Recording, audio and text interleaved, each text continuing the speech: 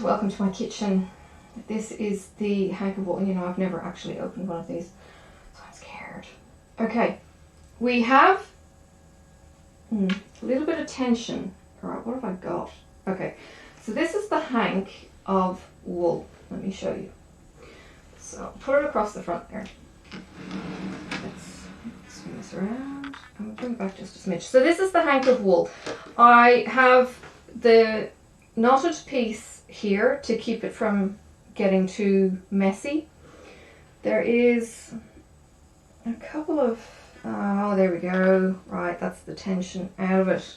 Okay, so there was a bit that was in the wrong place.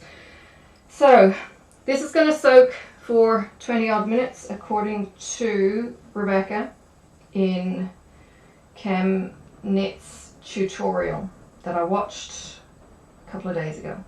So this is just going into warm water. I hope that was correct.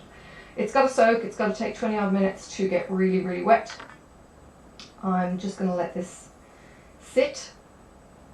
I'm just pushing it down just to get some of the air out of it, and it's looking a little bit more like soggy noodles now. Now, when I unboxed this and then I watched the video to find out how to fasten the colour in this, I was devastated to learn that you needed a microwave, because our microwave got retired a number of years ago and is down in the garage. So I went downstairs, I looked at where the thing was, and I called in the husband to give me a hand to move it so that I could plug it in, and he goes, no, if anything was to happen where the microwave was, we'd be in a world of hurt, not be able to get to it, and we'd lose our home and everything in it.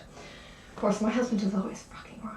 So, the microwave got shelved, and I thought, what am I going to do? I sent Rebecca a message on the video, and I said, what do we do if we don't have a microwave? Because you have to heat fasten the setting of the colour, and she suggested steaming. Well, just over here on the back wall, which I will move into focus when I'm going to film. No, actually, well, I might just show you. Anyway, we have a steamer. So I will steam this. This is going to sit for 20 minutes. I will set a timer. It's going to steam for 20 minutes. It's going to colour fasten with the first colour set. And then I will do a second set, which then gets boiled. I think my pot is outside. Actually, no, I've got an old pot that I can use. So, let me tell you what I have here. This is nothing fancy. This is a meat tray. This is a tray that had, I don't know, a dozen chops or something in it. Just a large meat tray. You can see that the wool is filling it quite nicely. It's soaking, it's starting to relax in the water. Timer is going to go on for 20 minutes, and I will come back to you when that is done for some magic, and we'll see how we go with that. And I apologise for the quality of sound just for a portion of this. I've got to do a voiceover because somehow my mic didn't pick up. So what you can see there is wet wool.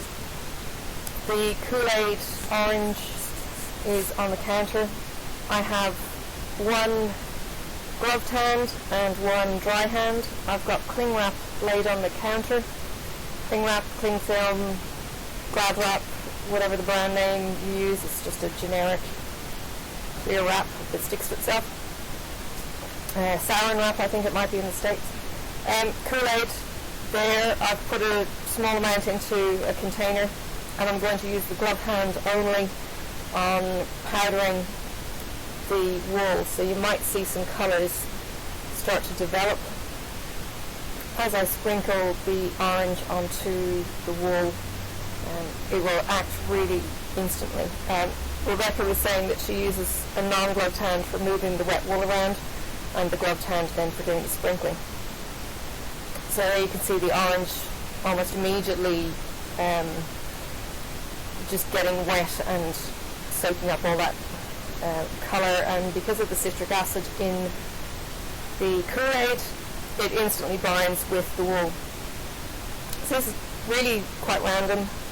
I'll scatter it around that whole shape, and then I'll give it a bit of a mush up. try and get to some underneath bits, and yeah, go from there. So this is pretty easy. I'm just going by eye. Nothing overly scientific about this at all. So you can see how the colour is coming out, hopefully. And then I'm going to move it around, see that there's lighter bits, so I'm going to give it a toss, a bit like doing with soggy spaghetti. And you can see how the underneath hasn't really got much colour, so I'm going to go over it again. Just try and spread it out, keep the bits of wool separate. Now the one issue I found with this is the wool that binds the circle is the same colour, and it's quite hard, it's quite easy in fact to lose it when you're doing this process. So actually putting the cable ties on means that you keep your loops very distinct from each other, and it's certainly something that I'd recommend. The knit crate did come with 2 tie-dyes. You could use another wool, to be honest, a strong colour wool, to do a loop very roughly around the opposing rounds as you're doing this. So that's it. The KoolAid's on. The glove is coming off. I think I'm showing, or will show, how you take a glove off without contaminating yourself. You basically peel it off and you leave your fingers still attached. I think I'm going to show it to camera.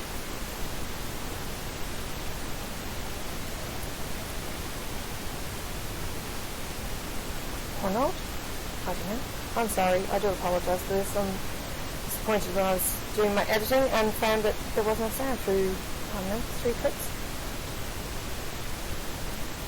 So a bit more of a play. I think this is still warm-ish water.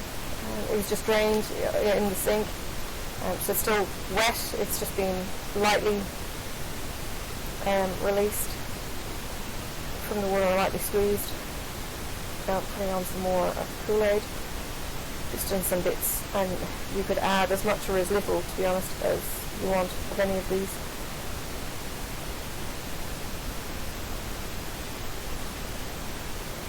When I'm done, I pop the KoolAid back in the packet and then I seal it with a vacuum sealer.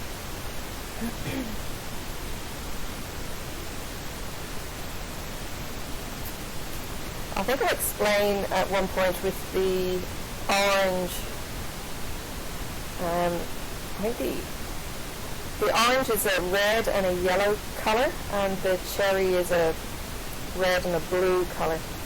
So I'm just lining that up now. I'm going to wrap it up just to keep the colour together. Make another fold and then make it into a roll. And that then is going to go into the steamer basket.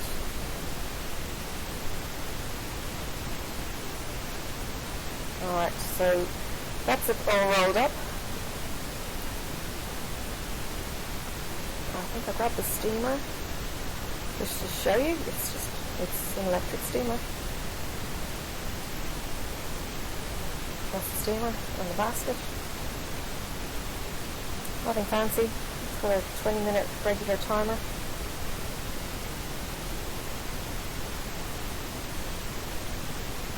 Goes into the basket. Keep the timer on and leave it alone.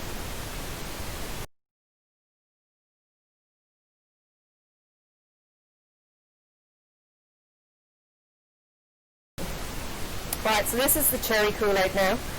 This is a 1mm measuring spoon. I use a flat level spoon for this. Pop it into the pot, fill it with water. I end up actually transferring it to a different pot. My hubby didn't want me using this pot, even though it was for food purposes. We've decided to use one of our older pots that he says I've scratched and damaged and have very little love for. Dented and dropped them and yeah. Don't need much water for this, and as it's only doing the 1 hank of wool, I didn't need much space to have to do this in either. So that's the pot. I think I redo this, and it's just showing, taking it out of the steam basket. It's cooled, or it will cool. I think I end up cooling this one in the fridge. I open it up flat and then pop it in the fridge for a bit. So I give it a bit more time just to cool off rather than going from hot into hot water. The extra time with the cold and then bringing it back up to heat, I think is what I did with the difference. So you can see the orange flecks through there. And I cook it. There's nothing really to show you when it's cooking. It looks like noodles. As soon as you put the wool into the dyed water, though, the dye actually attracts itself to the wool, and the citric acid sets it in the wool almost instantly. So you could literally plunge it into the coloured water, pull it back out like you would removing pasta from water, and there will be clear water left. It won't be a dyed water left. That was one of the things Rebecca had mentioned with the whole chemical process and stuff. Alright, so this is now being washed. It's been washed in that tray in some hot dishwashing liquid soapy water. Just rinsed until clear, and that's it. It's done. It's had 1 ml of the cherry, and it's good to go. Now, this clip here, this is the second tank of wool. This is using some cherry, so there's red, there's blue, I think there's 5 elements of blue in this. Sound is working, as I may hear some minor background noise, but I wasn't specifically recording, so I will mute that if it's not relevant. Now, what I wanted to do was add something a bit funkier with this, so I used the RIP powder. I went for purple. I only have 4 in the RIP powders at the moment, and I used the purple for that, and scatter that through just to give some dark. So you've got the cherry red, you've got the RIP purple powder, and I will then go and use the orange as the background colour. So I'm just fussing around trying to get the RIP powder into a container. You can see how the red takes to the damp very, very easily.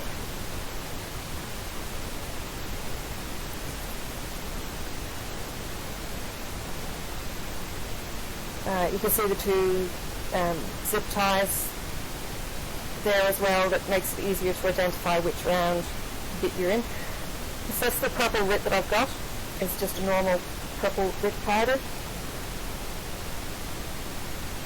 I haven't used the RIP liquids, but I have used this on my Ada cloths as well as the wool now, and I didn't know how well the RIP would do with heat.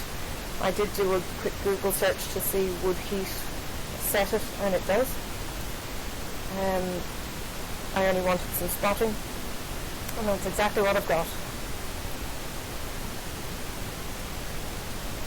So again, what I do with the RIP powders, once I've opened them, I've actually sealed them up in Ziploc bags, not Ziploc bags, vacuum bags, and put them back in the boxes so it's easy to identify them. So again, popped it into the container to be able to sprinkle it, and you should see the effect reasonably quickly as it gets scattered on. And these are tiny, tiny pinches going on, but there's actually quite a large effect.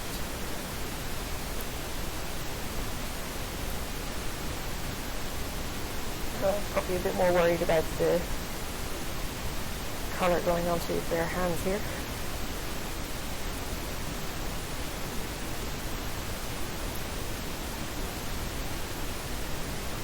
Open it up a bit. Get our fingers.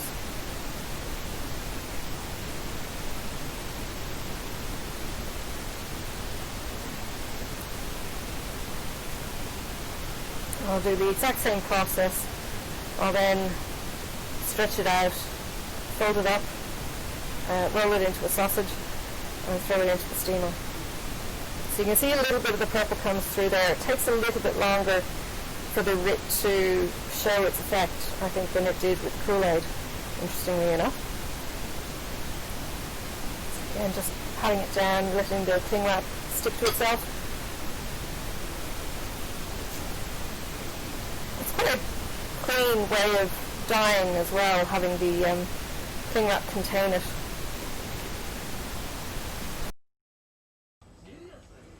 Alright, welcome back. Now, I'm not sure how much of this you can see. You can see some dark speckles. I tell you what, the dyeing process is really, really exciting for me. I think I will put gloves on because this is including RIT dye this time around. And that is probably a bit more of a contagious kind of sucker. So I'm just trying to open it. Oh, good lord. Now, gloves.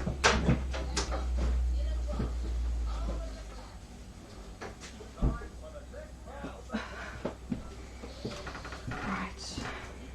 Now, I see some yellow spots, and I'll show you that.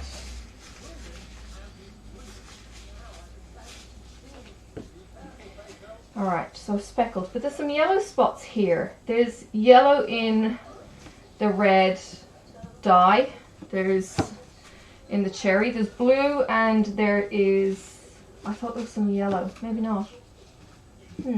Okay, but I've got the purple. I've got cable ties on this time around, just to help me identify the shanks a little bit more easily. Because when it's just this piece of wool, it's actually quite tricky to spot where it is against the background color. So this is very much a speckledy kind of affair. I'm not getting transfer, I'm not getting much transfer, there is a bit. So what I did was the dry powder and just trickled it on in the spots. Now my plan for the next part is that I've got water on the stove. And I'm going to do what I call a blush, which is a little bit of the KoolAid. Hi. Hi. And that's going to blush all the remaining color. So I'll chop this off to get in. You may recall me saying that I vacuum seal my dyes just because I can, and it means that I know it's not going to fall out. Now, with yesterday's dye, which is hanging, and you will see later, it's just drying at the moment. It's, from my point of view, it's too heavy a colour. So I don't want to have as much on my spoon as I had yesterday. So what I'm using is a 1mm spoon, and I'm going to try, there's 1 full spoon, I'm going to try and knock it down to about half. I really just want the most subtle of blushes.